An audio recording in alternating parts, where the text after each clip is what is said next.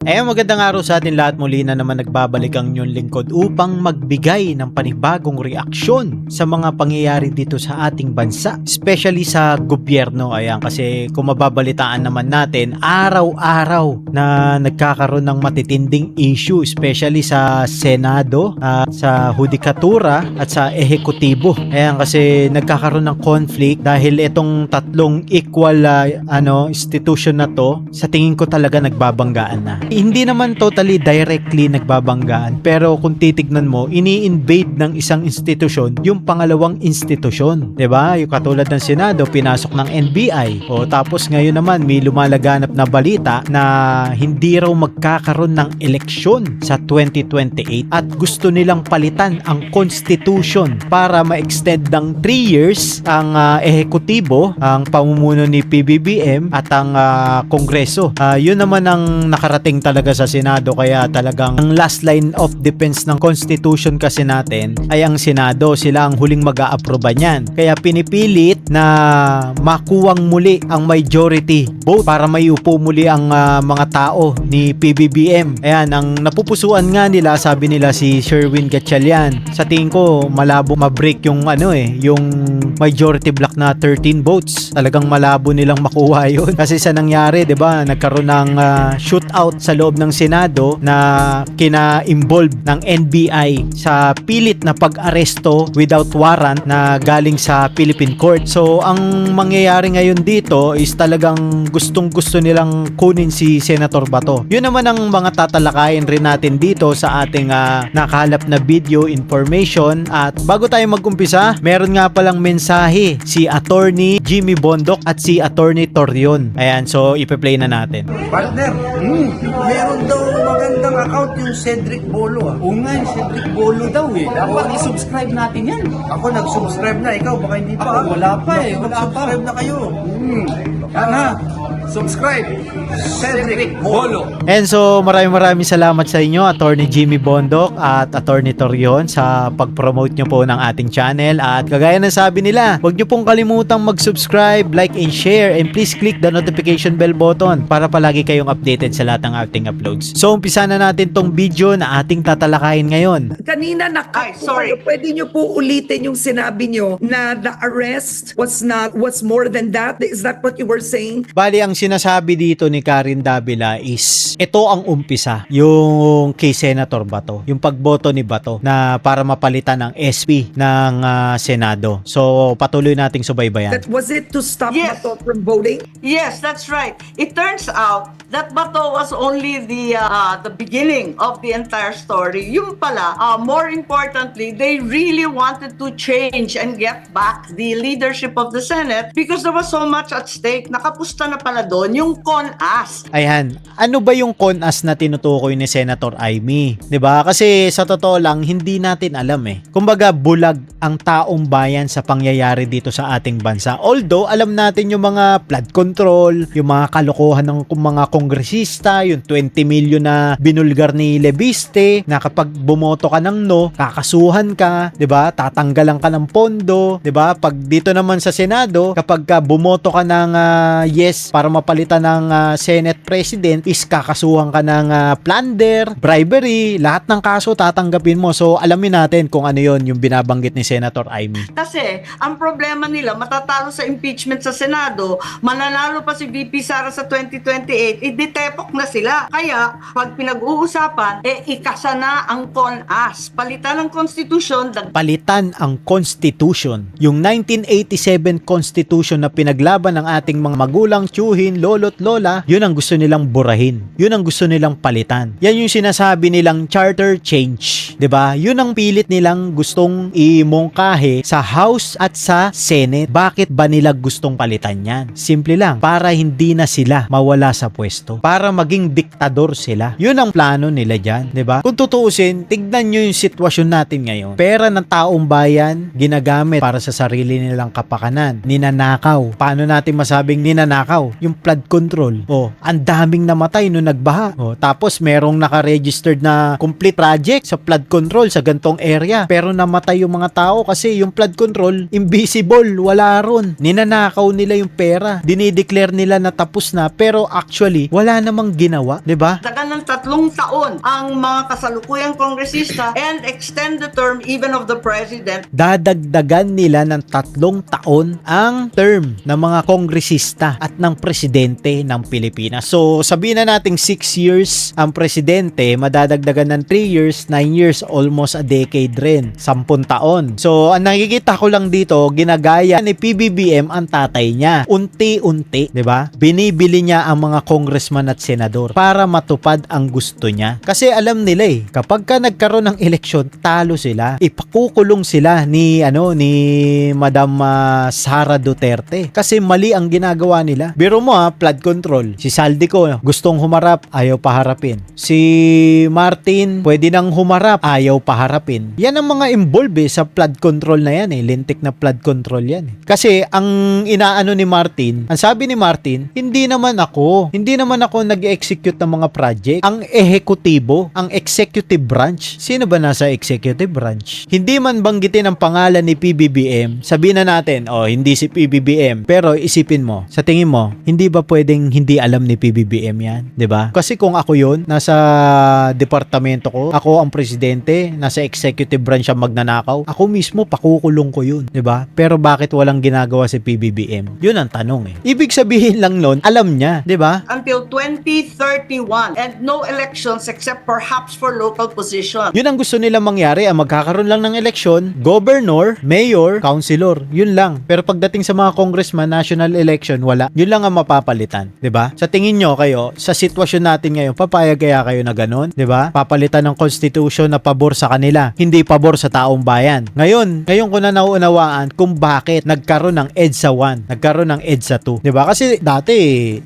kumbaga ang alam ko lang, ayaw lang ng mga Aquino sa mga Marcos, personal na laban nila, 'di ba? Pero ngayon kasi makikita natin na bakit kinaayawan ng taong bayan at ng mga dating politiko ang mga Marcos. Kasi sinosuppress at ino-oppress nila ang kanilang mga kalaban. Kumbaga, pino-political persecution nila, 'di ba? Their alternative was also discussed to raise the age for the presidency from 45 to 50 Pati yung edad tataasan para hindi pasok si BP Sara. so that VP Sara would be disqualified. So this is a very high stakes game. It has little or nothing to do with Bato. He appears to be just a sidelight. And galit ang Pilipino sa term extension. Ayaw natin lang Noel. Totoo, yung Noel na tinutukoy ni Madam Amy, no election, no L, 'di ba? Kasi hindi mo pwedeng hindi ipatupad ang eleksyon o i-postpone ang eleksyon without the crisis. Kailangan may crisis na matindi sa Pilipinas para ma-postpone ang presidential national election, 'di ba? Pero wala naman tayo noon matinding crisis. Wala tayo noon. Wala tayong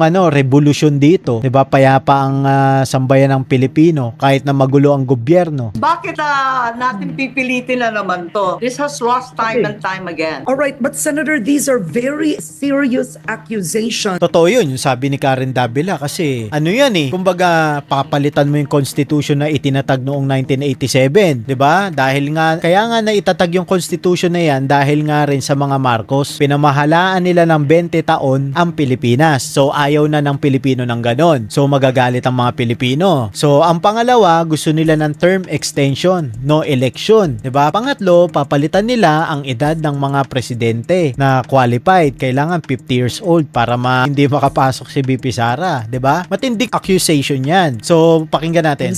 Even against the president, I just want to ask you, who is your source? Karen, hindi niya sasabihin sa'yo kung sino yung source niya. Kasi, source niya yon. Kapag sinabi niya, papatayin yun, di ba? Where did you get this information regarding the CONAS plan? Kasi napaka-detalyado po ng sinabi ninyo. Totoo yun, detalyado. Alam mo kung bakit? Ang sagot ko dyan, Marcos din yan. Napaka-imposibleng wala siyang tao sa loob ni PBBM, di ba? Napaka-imposible yun. Baka maakusan kayo ng Malacanang na chismis to.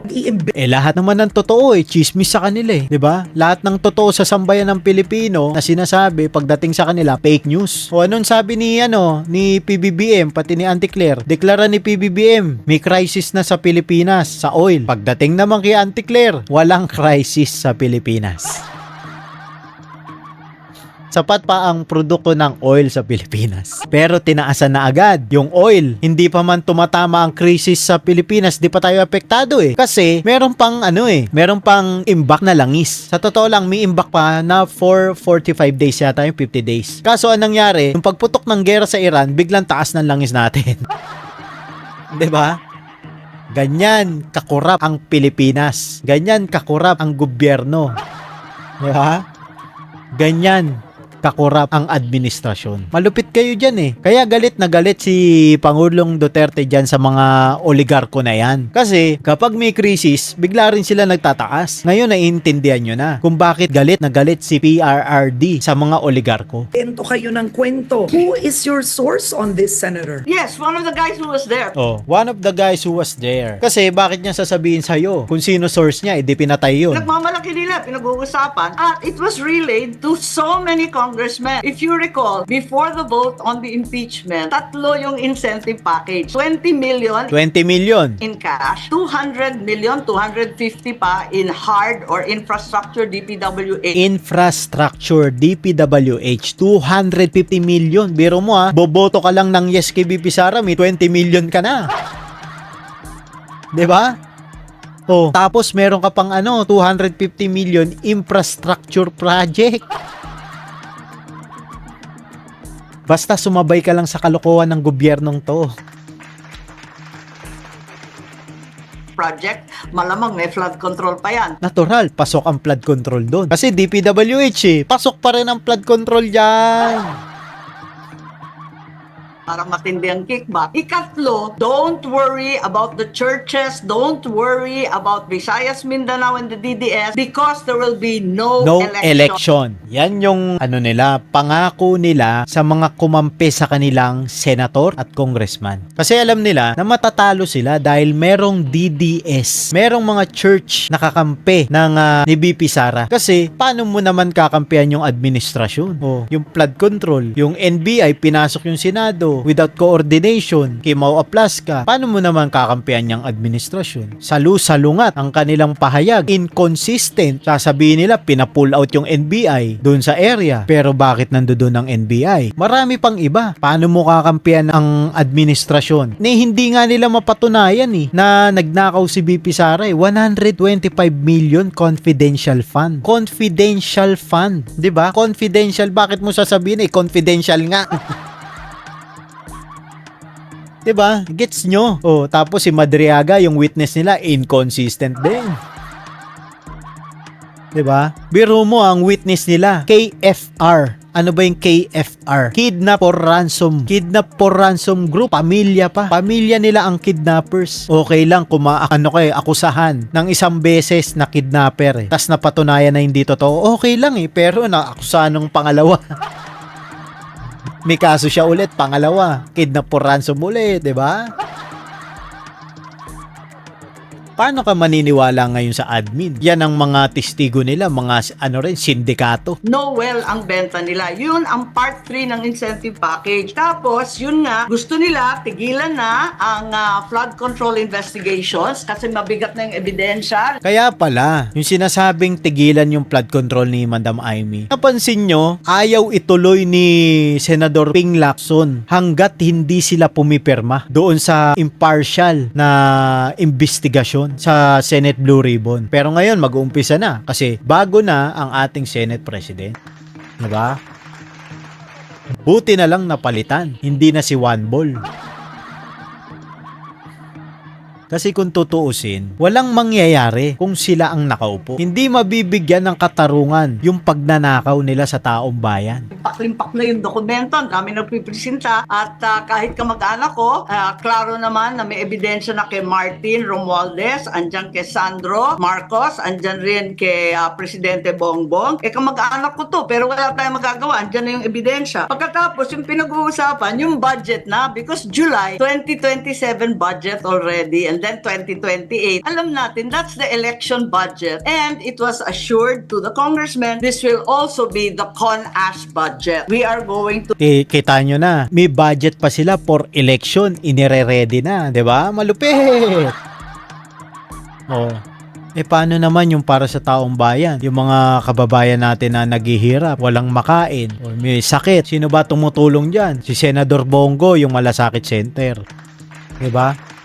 Buti na lang nandiyan dyan si Senador. Bakit hindi nila pagtuunan ng pansin yung mga kababayan natin na sobrang hirap, bigyan nila ng kabuhayan, tulungan nila. Kung ako sa kanila, magpatayo sila ospital, patayo sila paaralan, patayo sila ng pabahay para sa mga walang bahay. Bakit wala tayo nababalitaang ganon? Puro sila flood control. Sana bahain na yung bahay nila. To change the constitution and yun ang gagawin. Magkakaroon ng CONAS na kasalukuyang inuutos. Ayan, at linuluto lang ng maigi. Now, but Senator, I mean, your credibility is at stake here. You're actually accusing the president of wanting to stay longer in power, which was, I mean, forgive me for saying this, but the very problem that was with your own father, your late father, of wanting to stay in office for a much longer time than he was meant to stay in office. You are throwing that same accusation on your brother. Alam mo, isa lang sa nakikita ko kung bato ginagawa ni Senadora Amy. Kasi nung panahon, ako hindi pa ako buhay nun actually. Nung panahon ng tatay niya, nung napalaya sa Pilipinas, napakahirap rin na naging sitwasyon nila. So eto si Madam Amy, natuto to, na ayaw na niyang mangyari yun nangyari sa kanila noon.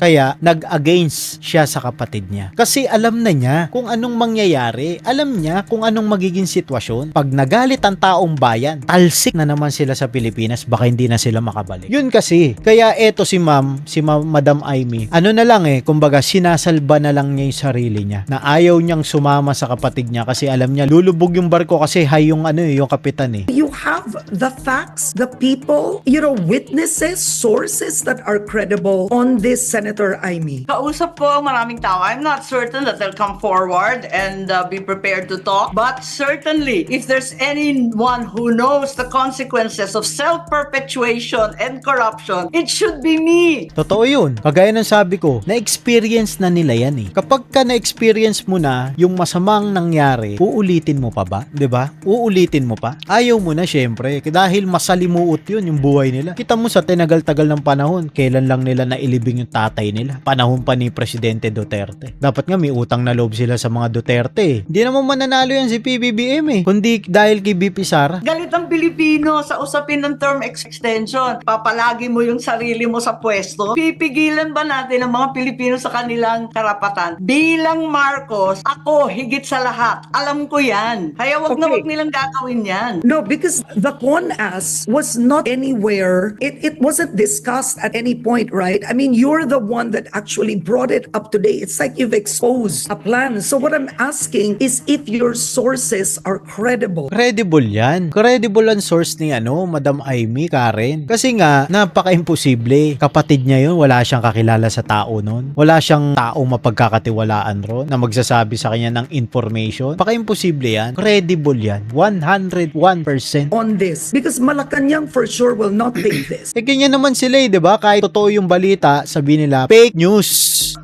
Di ba? Fake news. As you've said it this morning, you're accusing the president of wanting to have no elections to extend his stay in power. Senator Amy Marcos is back. I think she's reconnecting. At Sorry, least nandito na naman ako. Diba? let's finish this at least, ma'am. May 4 minutes tayo. We've extended head start. Okay, but we hope to have you back. Sige, binanggit nyo, it's credible kasi they've attended the meetings where? Yes, they attended. I know that there were meetings held in Soler Hotel. There was a meeting also. These aren't secret meetings, by the way, kasi they were planning for the impeachment. Understandably, no? Alam kasi nila, sa modern days natin, ngayong panahon natin, si BP Sara ang magiging hadlang sa mga balakid nilang masama. 'Di ba? Lalo na ngayon, wala silang mapatunayan na may ginawang mali si BP Sara. Yung 125 million, kumpara mo sa bilyon na ninakaw nila sa flood control. Barya lang yun. 'Di ba? Alam mo kung bakit galit na galit sila? Kasi yung 125 million na confidential fund na inallocate sa mga eskwelahan para matunton yung mga part ng NPA organization. Gusto nung malaman ni BP Sara kung sino-sino yung mga taong nagre-recruit sa mga estudyante para lumaban sa gobyerno, para mag-aklas sa gobyerno, para i-manipulate ang taong bayan. Doon sila galit na galit. Kasi si BP Sara, ang gusto niya resolbahin that time is yung insurgency. Yung mga, yung mga terorista. Kasi NPA, terorista na yan eh. Tinuring na yan na terorista eh. Nakalista na yan sa international community na ang NPA ay part ng terrorist group sa Southeast Asia. So yun sila galit na galit. Kasi malalaman kung sino-sino. Kakasuhan ngayon yun. Dadaan sa due process. Diba? Kaya nila pinupugo si BP Sara. Inaakusahan na ninakaw ang confidential fund. Kaya nga confidential eh. 'Di ba? Bakit mo sasabihin? Kung tutusin, pwede silang makulong dahil sa ginawa nilang pagbanggit ng bank account ni BP Sara at ni Attorney Mans Carpio. Sinabi ng AMLA, bawal 'yun. Nasa bank secrecy law 'yun. Pinagbabawal ng batas na ilantad mo sa taong bayan yung bank ng isang government official. Pwede mo siyang pwede mong alamin sa executive session. Kaso nilantad nila sa taong bayan. Kaso na naman 'yun. Pero kung uulitin ni Bongbong yan, alam na niya magiging kahihinatan nito. Bakit niya uulitin? Alam namin. Kung may nakakaalam niyan, kami ang nakakaalam. Tama yun. Alam nila yun. 'Di ba? Kasi pinagdaanan na nila yan eh. Ulitin to, self-perpetuation, pagkatapos titigil yung corruption issues. Pwede ba naman yan? Hindi pwede yan. Now, Senator, does the House Speaker, is House Speaker Boji D on this? The alleged CONAS term extension, everything I was you've told, mentioned. I haven't spoken to Bodji, but I was told that he was part of the conversation. Yes, I was told that clearly he was part of the meeting as well as the consequent explanations given to the congressmen who were assured not to worry about all the churches that were very angry, as well as not to worry, especially for the Visayas and Mindanao congressmen. Huwag kayong mag-alala, wala namang eleksyon eh. Noel tayo. Hanggang 2031 kayo, pati ang Pangulo. Kung magkaka-eleksyon lang for local positions. Local position lang ang may election. Kagaya ng sabi nga natin kanina. Talagang imamanipulate nila ang gobyerno. Lahat ng resource nila bilang administrasyon gagamitin nila para pumabor sa kanila ang constitution. Para pumabor sa kanila na pagpapalit ng constitution. 'Di ba? Gagamitin nila ang government fund para mag-stay sila sa power nila. Yun ang mali. Yun dapat ang hindi matupad. Kasi labag sa constitution yan eh. 'Di ba? Kaya nga naipasa yung 1987 Constitution na pagbawalan, merong limit ang term ng isang kandidato, ng isang presidente, ng isang senador, congressman, mayor, vice mayor, councilor, barangay chairman, SK chairman, 'di ba? Kasi nagagahaman na sila sa kapangyarihan eh, 'di ba? Governors and down. Wala yung national. Kaya no problem. Bumoto kayo sa impeachment. Don't worry. Ganun yun eh. All right. I think on that note, sadly, we don't have enough time, but I do hope that we get to speak about this again in the next few days. But Senator Amy Marcos, now you've convened as an impeachment court. You are a known ally of the Vice President. How can the people trust, frankly? Sa tingin ko naman, eto si Madam Amy Marcos, pagdating sa impeachment, alam ko walang kapakapatid sa kanya, walang parti-partido, kaibigan. Kasi pag tinignan mo naman yung reklamo, yung mga ebidensya, taman mo kung totoo eh. 'Di ba? Kung credible yung source. Alam naman natin yan, instinct natin yan eh. Malalaman mo pag tinignan mo yung panel, yung nagpaparatang at yung pinaparatangan, malalaman mo kung sino-sino nagsasabi sa kanila ng totoo. Matitimbang mo eh. Kahit na hindi niya kampihan si BP Sara, ang vote niyan panigurado. Hindi may impeach si BP Sara. Kasi wala naman napatunayan, walang ebidensya. Malabo. That you will be impartial. Yes, I think in an impeachment trial, what we were talking about is justice and not politics.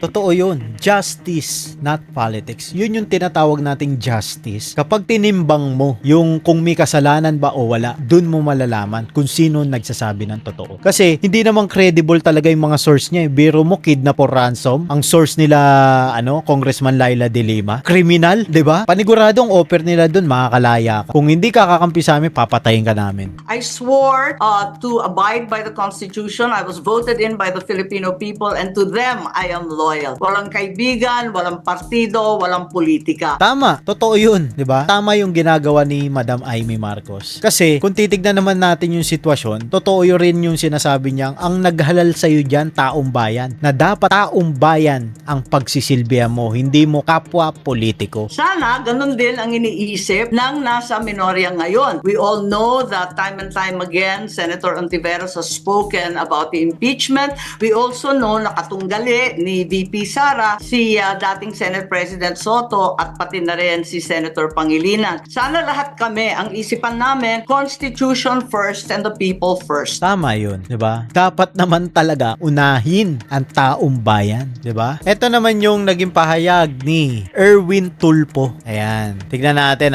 Tanong ko lang, anong sa tingin ng minority ang best security arrangement ngayon?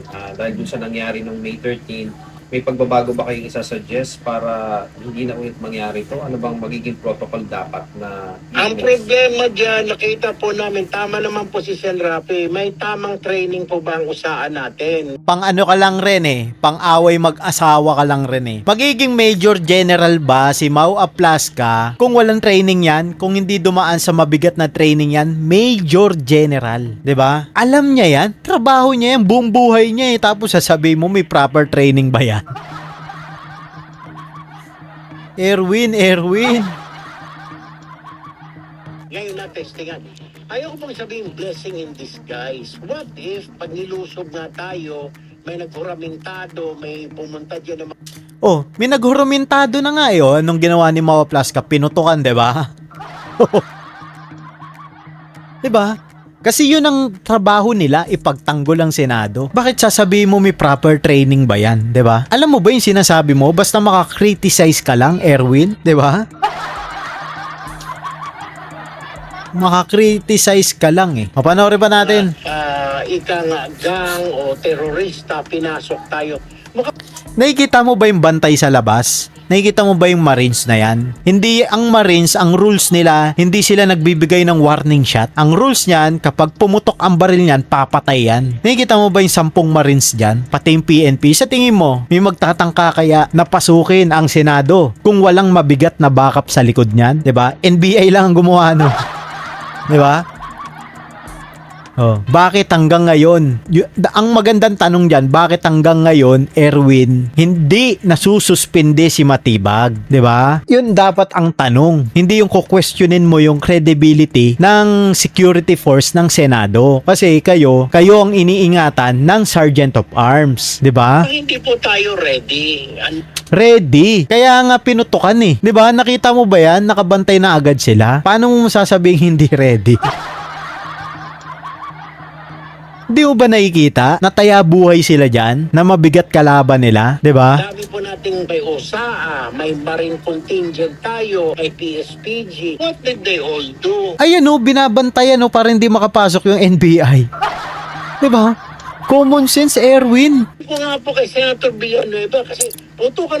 Narinig ko si Senator Amy. Ay, Diyos ko po, pati sila po. Pati pinasok kami. Ang tanong ko, sa dami ng security, doon kayo sa isang kwarto, wala man lang pumuste na security na Marines o na PNP na sinecure yung kwarto ninyo. Meron. Ano ka ba? Alangan naman ipakikita pa yun. 'Di ba? Bawal nga ni ang media sa rooms ng mga senator. Hindi mo ba nakita yung news? Merong nakabantay kahit dun sa room ni Bato, sa room ni Robin. May nakabantay. Imposibleng wala. 'Di ba? Ang pinoproblema kasi rito, Erwin, kung hindi mo na kikita, bakit nandun ang NBI? Bakit hindi sila nakipag-coordinate sa OSAA? 'Di ba? Kaya nagiging curious ang OSAA. Kaya sila pinutukan. Kasi bakit sila lumapit sa pinto? Bakit nila sinasabi na nung binarena nila yung pinto, ang sinasabi nila, baka akala nila dito tayo papasok sa pinto na to, 'di ba? Ngayon nakahanap sila ng katapat, general, pinutukan sila. Tapos sasabihin nila bawal ang warning shot. Hindi naman part ng PNP si General Mau Aplasca, 'di ba? Merong sariling rules of engagement ang OSAA. Ma'am, dapa po kayo kasi we're under attack. Wala man lang ganun. Wala daw, sabi ni Senator Villanueva. Paano nasa second floor sila nagkagulatan nga Hindi naman alam Ang sabi lang ni General Mau Aplasca, aarestuhin. Binerbal talk. Ngayon, hindi na tinag pinutukan. Doon lang nangyari. Ikaw ba, alam mo kung ano mangyayari pare. Sige nga. Kasi bakit mo puputokan agad yan? NBI yan eh. Kaya nga ang sabi ni General Mau Aplaska, kinausap muna niya. Verbal talk, 'di ba? Eh hindi nakipag-cooperate, eh di pinutukan niya. Oh, last option kasi yun, yung pagputok ng baril. O, ulitin natin ha, hindi miyembro ng PNP si General Mau Aplaska. Ngayon, pero noon PNP siya. Pero ngayon kasi iba yung sitwasyon. Hindi siya part ng sinasabi nilang bawal ang warning shot. Sa PNP, oo, bawal ang warning shot kasi baka makatama. Pero dito sa rules of engagement ng OSAA, iba. Kasi hindi naman PNP, hindi naman under ng PNP ang OSAA eh. Under of the Senate President.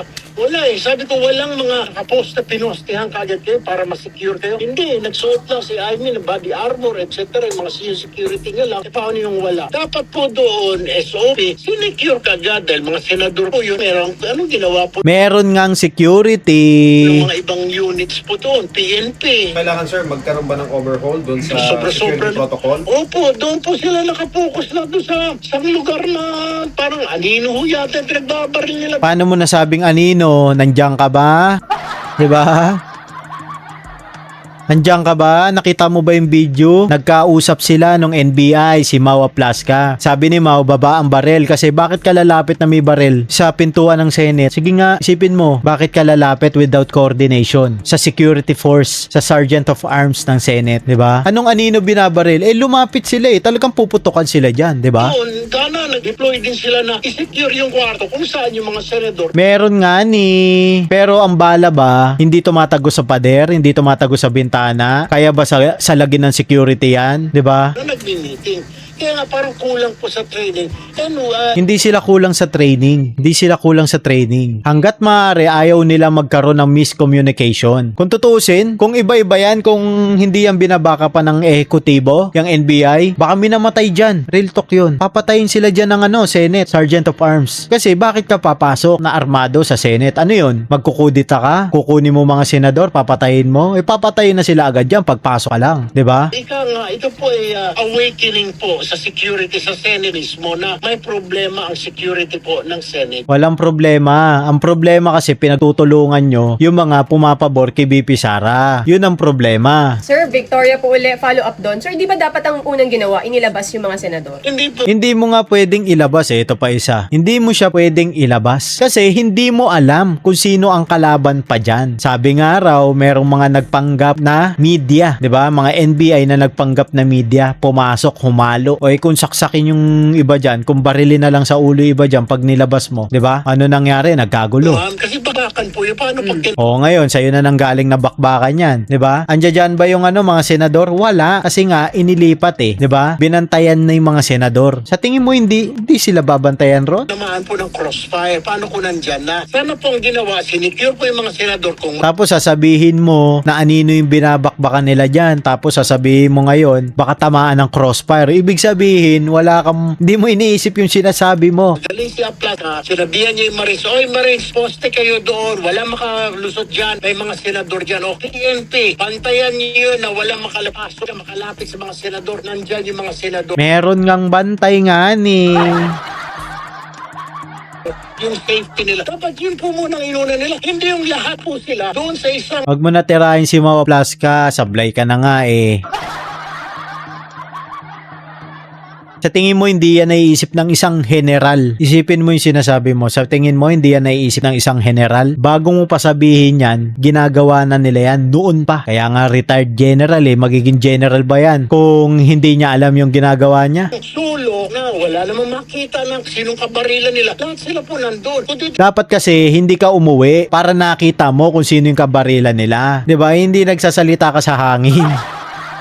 'Di ba? Ba't kasi umuwi ka? tingnan po yung video, yung Maris, nag-aantay lang po sa gilid eh. Hindi nga naman sila nasa frontline eh. Yung mga usaha, tsaka si Aplaska lang ang So, kaya, hindi ba frontline yan? Yung malapit ka sa pinto ng may shootout? Kailangan ba nandun siya mismo, nakatayo, ganun? Nakatayo siya doon. Yung mga Marines na habang pinuputokan, nakatayo lang siya ron. Yun ang frontline sa inyo. Yung frontline na yan eh, oh. Kaya nga sila nagko-cover kasi may pumuputok, di ba? sumugod po doon eh. Sana po naglagay sila ng isang contingent. Eh, alam ko naman isang kumpanya isa po yata dyan yung mga Marines. 24 ho yata sila dyan. 10 nga lang yun nandiyan dyan sa loob. Yung iba naka-security deploy nga. Yung PSPG po yata, ganun din kadami. Sana naglagay man lang sila. Maano maglagay sila 7 katao dyan na sa labas ng kwarto ng mga senador na habang nagbi-meeting. Meron ngang bantay eh. Umiikot ka dun sa security force eh. Bakit ayaw mong questionin ng NBI kung matapang ka? Diba? Malalaman natin yan. Tandaan mo, Erwin, kung bakit ayaw mong questionin ng NBI. Para na-secure, di po ba? Kaya nagtataka po ko, anong ginawa nila? Diyos Ayan o, hindi nga nakapasok yung NBI. Pinagbabaril nila. Diba? ko po, kaya ako natakot yung mga senador. Sabi ni Senator Jones, wala bang security ng Marines? Wala eh. Wala rin police na doon sa labas ng pinto namin. Kaya nga, Kasi wala namang makakakyat doon. Nasa hagdan ng mga pulis. Diba? naintindihan ko, Senator Tia, na nag-hysterical na takot sa buhay niya dahil wala silang bantay. Pinabayaan sila. Di sila pinabayaan. Kwento mo na lang yan. May pulis kang bantay eh. Nakita mo pati yung yung OSAA, may bantay nga. Focus doon kay Aplaska na nagpaputok sa bubong. So sir, accountable si Sir Aplaska, pero pati ba si S. Cayetano accountable? Hindi ko po masasagot. Si Senator Cayetano po, naintindihan ko din po, looking at it right now, nandun po siya sa loob, lahat po ng mga senador. They're just getting the report from Aplaska. So, ibig sabihin, may bantay sila sa labas. 'Di ba? Hindi naman maglalakad lang si Aplaska dyan ng walang bantay. May bantay yan.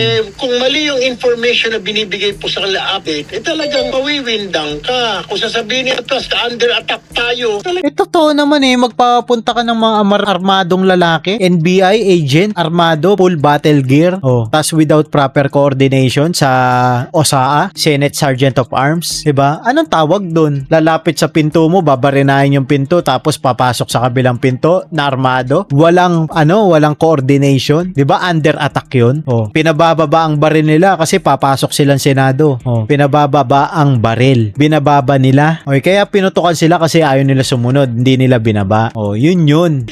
matatakot po sila lahat. Kasalanan po. Matatakot ka talaga eh. Papasukin ka ng mga armado, NBI eh. Tapos sasabihin ng Malacanang wala siyang inuutos. Sasabihin ni Matibag na wala siyang agent dyan. Samantalang nandoon ang agent niya sa NBI, yung NBI. Yun, the commander on the ground. Si Aplaska po yung commander, di po ba? Dapat po sabihin niya, sir, may gusto pong pumasok kayo, dyan lang po kayo. Sinecure ko na po yung kwarto ninyo. Nandito po, may mga Marines po tayo. By hook or by crook, di po sila makakapasok. Hindi ba yun ang ginawa ni General Mau Aplaska? 'Di ba? Yun oh, nakikita mo ba yung Marines? Oh. Dito, ako na hong bahala. Hindi, baka mali po. Sir, we're under attack. Sino nga under attack doon? Paano mo naman nasabi na yan talaga yung sinabi? 'Di ba? Yan ba talaga yung sinabi? Kwento mo na lang yan, dagdag ka na lang. Wala ka kasi dun. Kaya hindi mo pwedeng sabihin na baka sinabi under attack, hindi nagkipag-coordinate ng maayos si Mau Aplaska kay SP Cayetano. Paano mo nasabi? 'Di ba? May ebidensya ka ba? Wala, syempre. 'Di ba? Kasi ang problema sa inyo, nung tinimbrihan kayo magkakagulo, nagkumiripas na kayo ng takbo, umuwi na kayo. Saan? Di po ba? Dapat yun ang gusto natin malaman. Pag nagkaroon na po ng investigation na sa hall, tatanungin ko siya, Aplaska, saan? Ang una mong tanungin, NBI, bakit sila nandun at hindi sila nakipag-coordinate, di ba? Bakit di ka naglagay ng tao dito? Ang dami-dami mong tao. Wala ka man na pinost. Paano nga pala kung talagang totoo, mga terorista ang pumasok, mga ikang asindika? Oh, hindi pa ba sindikato yan? Kikidnapin mo yung yung isang senador without warrant, arestoy mo without warrant. Kidnapping yun, 'di ba? Sindikato lang gumagawa nun eh. Okay, FR na rin pala sila, kidnap for ransom group. Tapos magsasama ka ng isang volunteer, NBI volunteer na may baril. Ano yung hitman? 'Di ba? Ito, nilusob ang Senate. Hindi maprotektuhan yung mga senador. Ang dami pa ng mga senador dyan matatapang. Yung mga bunganga namin na pag bumatikos, baka naman maubos kami riyan. And that Paano nga kayo mauubos? Umuwi ka nga ni. is this this time, nakita namin na may loophole. Pero ika nga, may problema sa seguridad ng mga May problema sa sa ehekutibo, 'di ba? Kasi kung hindi nila pinapunta yan diyan, hindi yan pupunta diyan. Ba't hanggang ngayon, Senator Erwin, wala pa ring nasususpindi na imbestigahan sa NBI, 'di ba? Bakit hindi nila isuspindi si Attorney Matibag, si direktor, 'di ba? O bakit nandun yung tao niya sa pinto ng Senate? Yun ang magandang tanong. Hindi ko questionin mo yung credibility ni General Mau Aplasca, 'di ba? Kasi si General tinutupad lang niya ang tungkulin niyang sinumpaan sa Senado bilang Sergeant of Arms na ipagtanggol ang Senado. Kasi bakit mo naman sasabihin na kalaban ng NBI, 'di ba? Part ng government 'yan eh, 'di ba? Hinihintay buong araw nga 'di ba? Nandiyan ang NBI. Hindi nila ginagalaw, bakit? Kasi hinihintay nila yung coordination. Nagbigay sila ng buong araw para makipag-coordinate ang NBI sa OSAA for security purpose. Kung isi-secured nila ang GSIS, 'di ba? At least aware ang OSAA, hindi may NBI diyan. Okay yan, nakipag-coordinate sa atin yan. Humingi kasi ng ganito ganyan eh. Kung ganun ang ginawa ng NBI, walang shootout, 'di ba? Yun ang magandang tanong, Senator Erwin. Bakit hindi nakipag-coordinate ang NBI, 'di ba? So yun, maraming salamat nga pala sa lahat ng tumutok nitong ating ginawang content ngayon. Ayan ang ating pag-reaction sa mga kaganapan, especially dito sa may init na balita sa ating Pilipinas. Muli, nagpapasalamat ako ng napakarami sa lahat ng tumututok at nanonood ng ating mga uploads sa YouTube channel. Ayan. Huwag nyo nga po palang kalimutan mag-subscribe, like, and share. And please click the notification bell button para palagi kayong updated sa lahat ng ating uploads. So magkita-kita po tayo sunod. Hanggang dito na lang. Bye-bye.